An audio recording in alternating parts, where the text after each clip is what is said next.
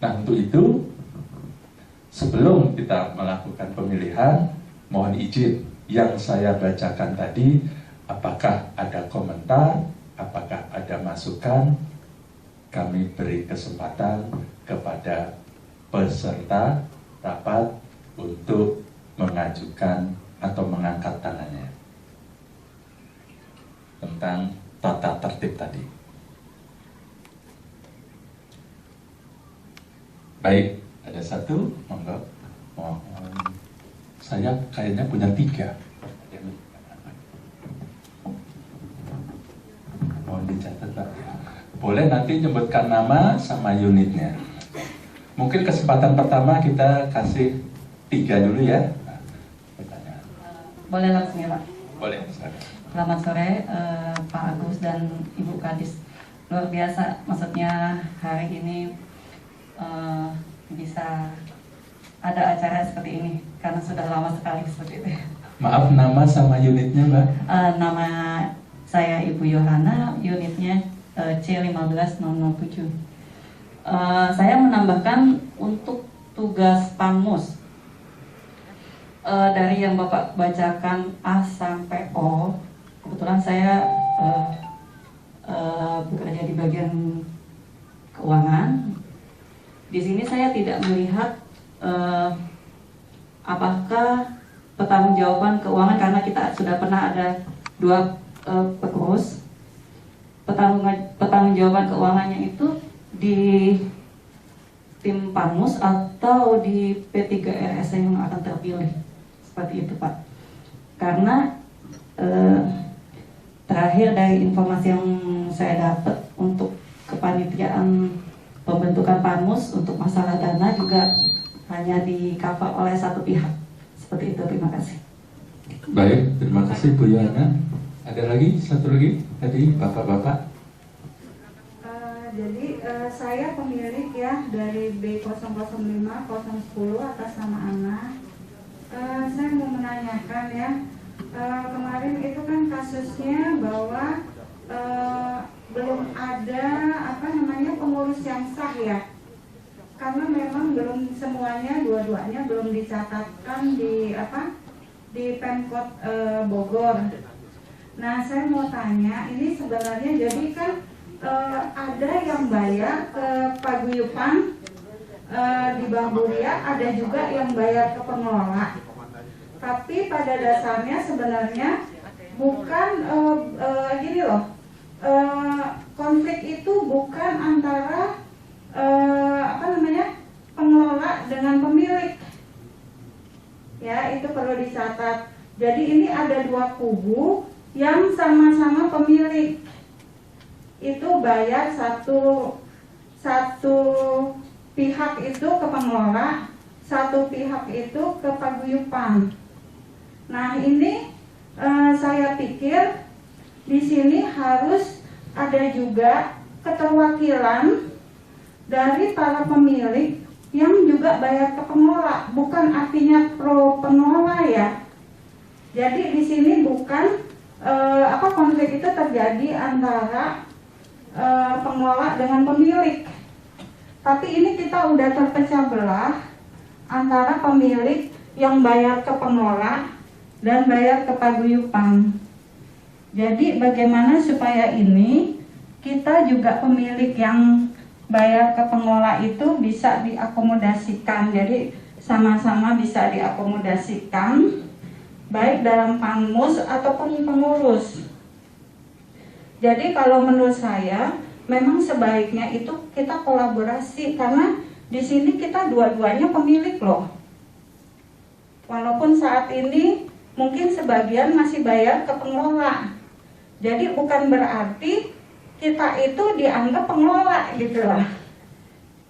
Nah, itu saya pikir itu sebaiknya memang untuk pembentukan baik Panmus itu kita semua pemilik itu terwakili.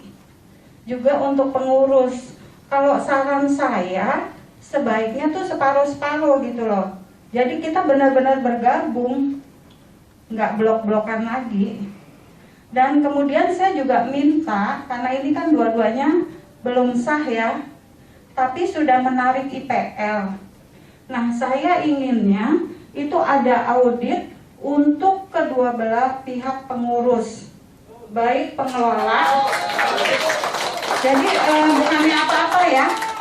Dan audit tiap tahun itu memang harus ada dan harus transparan untuk melihat IPL kita sebenarnya kemana larinya.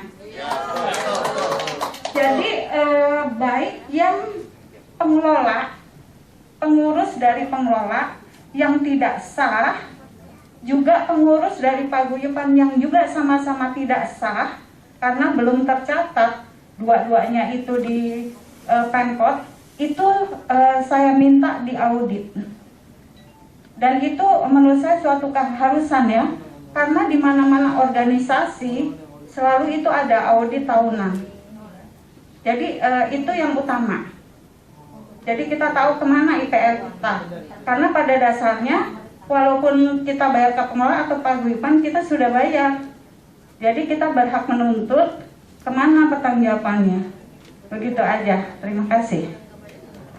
Terima kasih Bu Ana. Bapak Ibu sekalian, nanti satu lagi ada pertanyaan ya, nanti kita tutup. Jadi sekali lagi mohon pertanyaannya nanti ini yang berikutnya berkaitan dengan tata tertib dulu. Jadi saya sudah catat yang nanti itu mumpung kedengeran nih sama calon-calon panmus. Jangan sampai ini nanti terlewat ya. Jadi saya bukan tidak mau menjawab, memang tidak berhak menjawab karena saya hanya mengantarkan untuk panmus. Jadi kalau boleh, jadi pembicaraan kita adalah tentang pembentukan panmus. Tadi perihal yang pernah terjadi yang kita alami, itu sebagai bahan pelajaran kita. Kalau kata Bu Kadis, masa mau digitu-gituin terus? Nah, ya. Jadi kita balik ke rel yang seharusnya. Baik, mungkin satu lagi untuk sesi ini. Ini ada dua nih. Mana duluan ya? Lagi ya. Tadi boleh yang depan. Nomor. Singkat, padat. Baik, selamat sore. Nama saya Irang dari D911.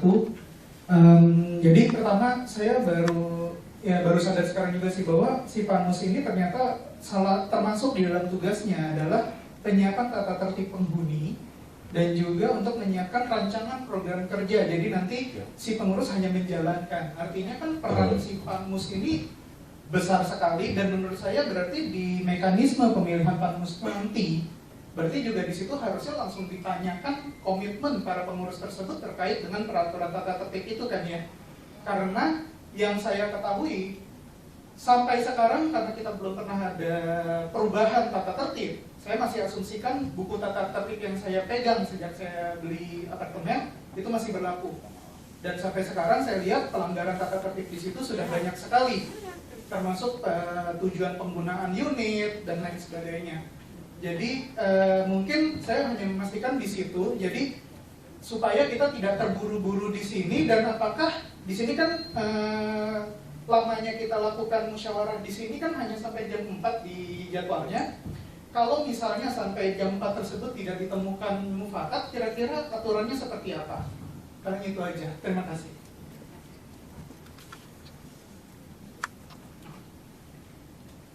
Baik, saya jawab satu-satu ya. Nggak bisa saya jawab. Jadi untuk Bu Yohana, pertanggungjawaban ya mengenai laporan keuangan di Permen ada juga Bu. Nanti P3SRS terpilih ya, sebelum melakukan itu harus terima hasil audit dari PSRS, PPPSRS yang pernah ada. Saya baca itu harus. Ya, jadi jangan khawatir.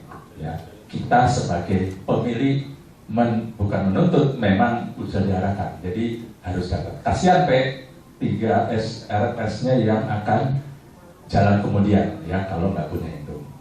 Saya sepintas saja. Lalu ya kalau tadi Bu Ana konflik antara pemilik sama pemilik sama pengelola, intinya satu sih Bu.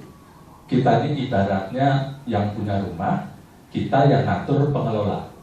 Pengelola sebenarnya bukan terbalik, pengelola ngatur pemilik ya. Jadi jangan terbalik ya. Jadi pemilik yang atur pengelola. Ibarat kita punya asisten rumah tangga, kalau nggak cocok ya tak ganti. Ya, ya. Lalu yang ketiga, kalau audit saya setuju ya, kalau audit setuju. Lalu Bapak, betul Pak, kita hanya dibatasi waktu sampai 4. Biar Panmus ini, makanya Panmus sebenarnya mesti kompak, karena PR-nya banyak. Ya, jadi kalau kami melihatnya adalah karena jujur Pak, kami cek, kami online masuk 56 yang ngisi Google Form. Alhamdulillah sih 41 yang bersedia datang meskipun kenyataannya tidak.